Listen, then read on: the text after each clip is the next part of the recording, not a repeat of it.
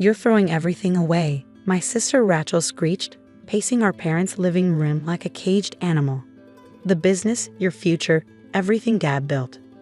I sat calmly on the leather couch, watching her performance with detached amusement. My parents, Richard and Diana Chen, stood by the fireplace, their faces masks of disappointment and anger. "A backpacking trip through Asia?" My father's voice was quiet but sharp. "This is how you repay everything we've given you." My name is Julia Chen, and at 28, I was about to teach my family the difference between perception and reality. "The tech division needs you," Rachel continued. "You can't just abandon it for some hippie adventure." I almost laughed at that. The tech division she referred to as my creation, a digital transformation arm I'd built within our family's traditional import-export business.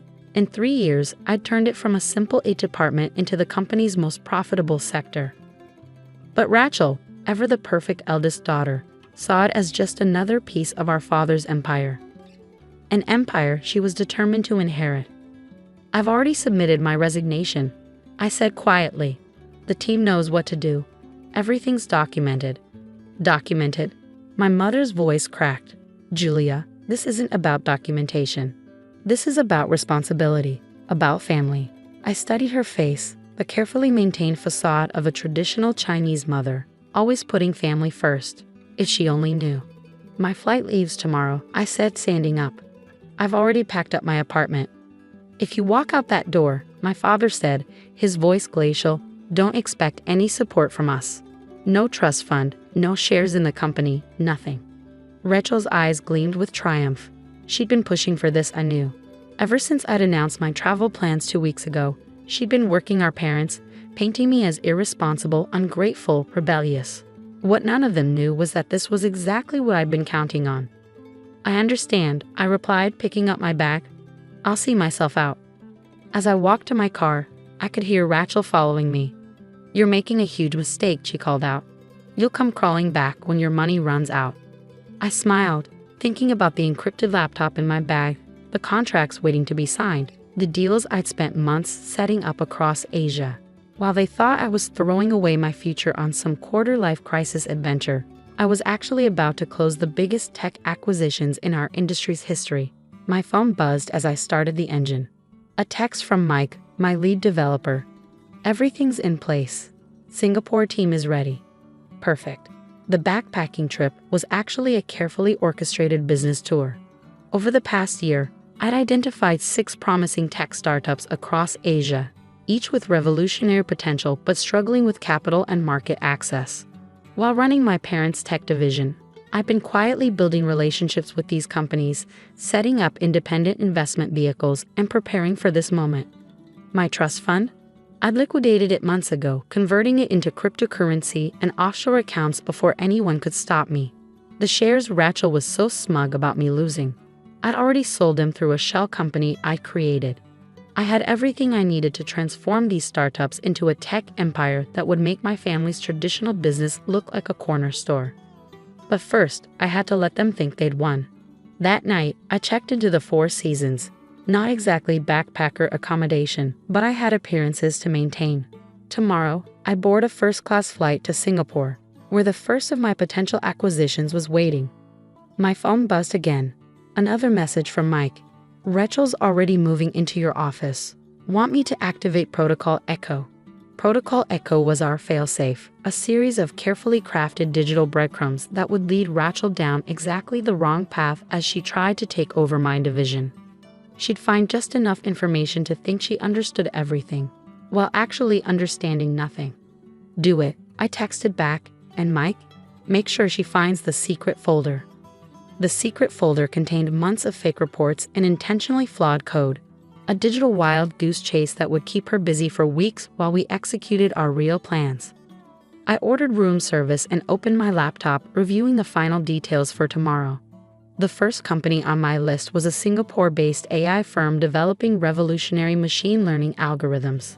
Their technology could revolutionize everything from financial trading to medical diagnosis, and they were severely undervalued.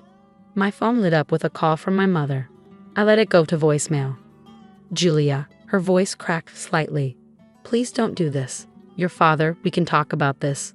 Come home." I deleted the message and turned back to my work. They'd understand eventually. Or they wouldn't. Either way, I was done playing by their rules. The next morning, as my flight took off, I received one final text from Rachel. Hope you enjoy sleeping in hostels. Some of us have real work to do. I smiled, sipping my champagne in first class, and began drafting the acquisition paperwork for what would become a $30 million deal. The game was on. Singapore gleamed beneath the early morning sun as my car pulled up to the Raffles Hotel. Inside, Marcus Wong, CEO of Accor Technologies, was waiting. Julia, he greeted me warmly, finally dropping the junior tech director act.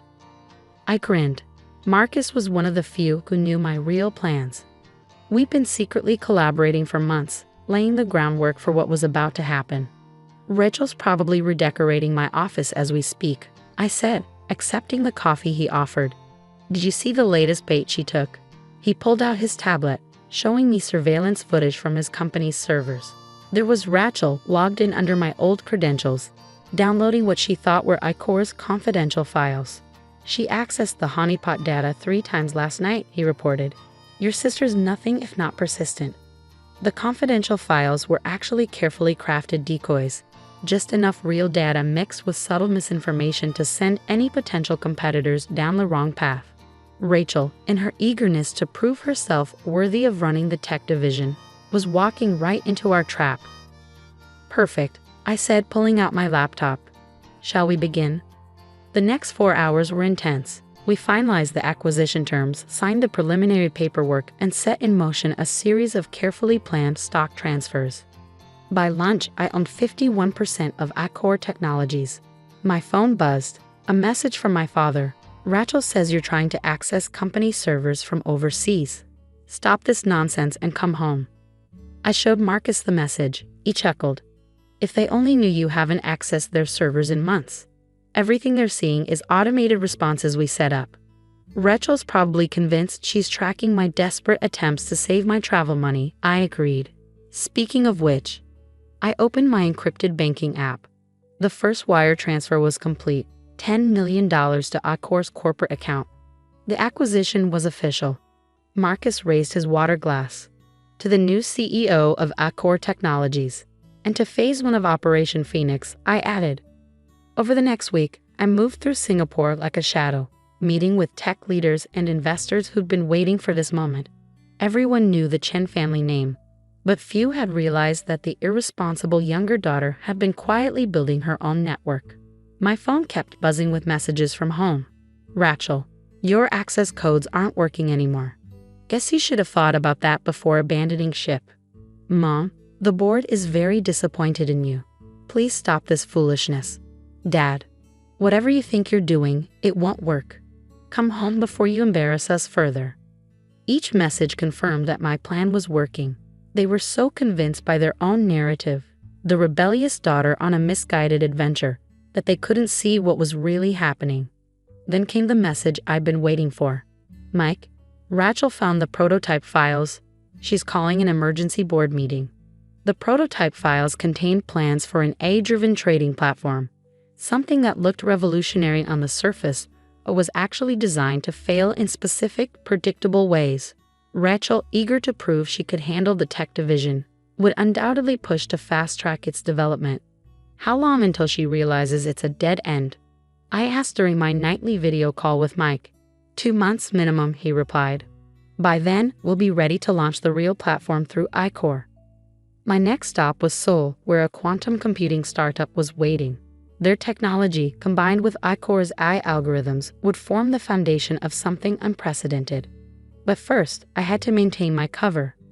I posted carefully curated photos on social media, me at tourist spots, pretending to stay in budget hotels, while actually working from luxury suites, looking every bit the carefree backpacker.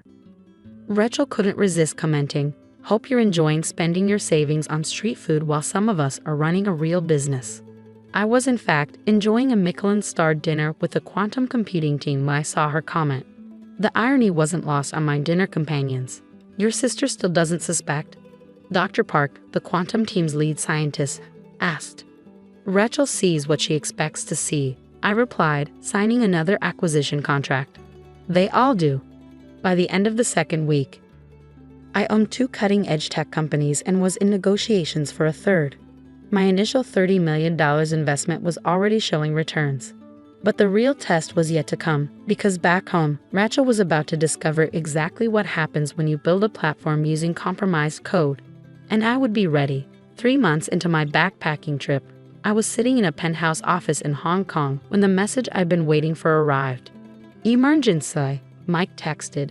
Rachel's prototype just crashed during the investor demo. Total system failure. Your father's livid. I sipped my coffee, watching the sun rise over Victoria Harbor, right on schedule. Within minutes, my phone exploded with messages. Rachel, what did you do to these files? Nothing works. Mom, your sister is devastated. How could you sabotage her like this? Dad, the board is meeting in an hour. You've destroyed our reputation. I forwarded the messages to my legal team. Everything needed to be documented for what came next. Should I tell them about the backup system? Mike asked during our secure video call. Not yet, I replied.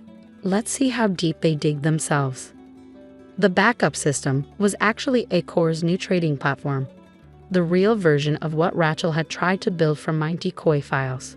While she'd been struggling with corrupted code and false starts, we'd been quietly perfecting the technology. My phone rang. Rachel. For the first time in 3 months, I answered. You vindictive bitch, she snarled. You planted those files, didn't you? Set me up to fail? Did I? I kept my voice calm. Or did you just assume you could handle technology you didn't understand? The board is calling for a full audit. Dad's shares have dropped 15% since the demo. Are you happy now? I checked my trading dashboard. The Chen family company's stock was indeed plummeting, which meant it was time for phase 3. Actually, Rachel, I said, I'm very happy. Check your email. I hung up and sent the pre-prepared press release to every major financial news outlet in Asia. Chen Dynamics announces revolutionary AI trading platform. Only it wasn't our father's company making the announcement. It was Chen Tech Solutions, my new company, built from the acquisitions I'd made during my backpacking trip. Within hours, the story was everywhere. The prodigal daughter hadn't been running away. She'd been building an empire. Acor's technology, combined with quantum computing and 3 other strategic acquisitions, had created something unprecedented. My phone rang again. This time, it was my father. What have you done? His voice was barely controlled. Built something of my own, I replied, without the family name, without your connections, just me, my skills, and the people who believed in my vision. The board wants answers. Our investors are jumping ship.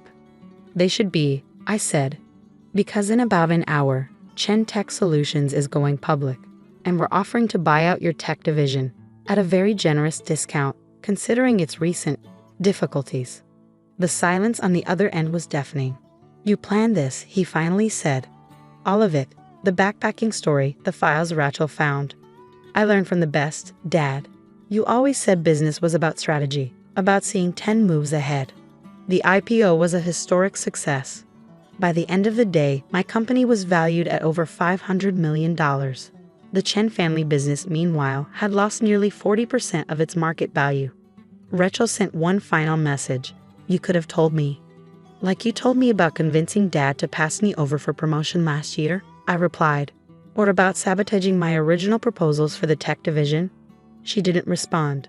A week later, I returned to Singapore, this time openly as the CEO of Asia's most talked about tech company. The media loved the story. The daughter who turned a backpacking trip into a business empire. My parents eventually accepted my offer to buy their tech division. They didn't have much choice. Their investors were demanding action after the prototype disaster. Rachel? She left the company. Last I heard, she was trying to launch her own startup. I wish her luck. She'll need it. As for me, I kept the backpack I bought for my trip. It sits in my office as a reminder that sometimes the best way to win isn't to fight the story people tell about you. It's to let them believe it until the perfect moment to reveal the truth. My mother finally asked me during a tense family dinner months later, why go through all the deception? Why not just tell us your plans? I looked at her, then at my father, then at Rachel's empty chair. Because you never would have believed me capable of this if I had, I said. You needed to underestimate me, to dismiss me. It was the only way I could build something truly mine. They couldn't argue with that. Today, Chen Tech Solutions is valued at over $2 billion. We're revolutionizing everything from financial trading to medical diagnostics. The family business is now a small subsidiary of my company, a fact that still makes Rachel furious. Sometimes, when I'm working late in my office, I look at that backpack and smile. The best journeys, I've learned, aren't always the ones you tell people you're taking. And sometimes, the greatest victory isn't in proving people wrong. It's in letting them believe they're right until it's too late for them to do anything about it. As for the $30 million I initially invested, best money I ever spent, not just for the return on investment, but for the look on their faces when they realized that their irresponsible daughter had outmaneuvered them all. The best revenge, after all, isn't just success. It's success they never saw coming. Final note, the Chen family still holds weekly dinners. Their quiet affairs now filled with careful conversation and calculated politeness. Rachel occasionally attends, though she leaves early, unable to bear the sight of my success. My parents are more accepting, having finally realized that their attempt to control my future only pushed me to create something greater than they'd imagined. And me? I keep that backpack visible in my office as a reminder. Sometimes you have to let people think you're lost to find exactly where you're meant to be.